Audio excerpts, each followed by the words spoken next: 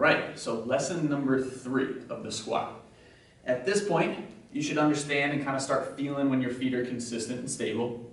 Maybe you're using a box, maybe you're not, okay? But now it's going to be about, as we start increasing the intensity and adding weights and load to this, is how do we get more out of the movement and we build up a little bit more intensity in it. So, I'm going to use the box to demonstrate, but again, without the box, it would be the same pieces.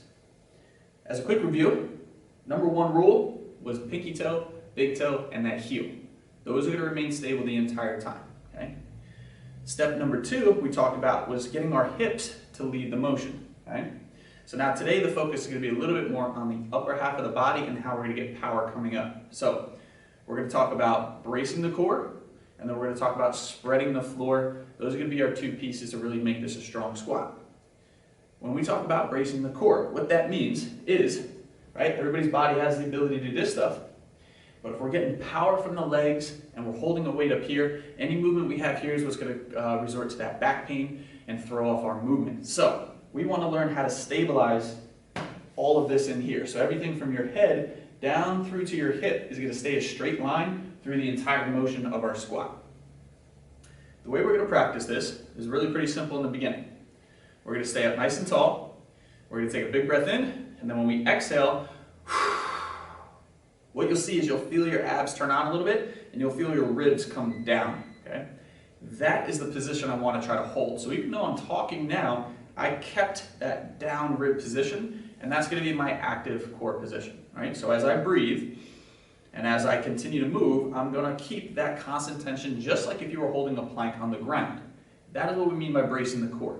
The heavier the weight is, the more tension we're going to have to put into it. But for now, let's just start to feel when it turns on, when it turns off, okay? So number 1, we have our position set. Number 2, we're going to take that breath and a big exhale.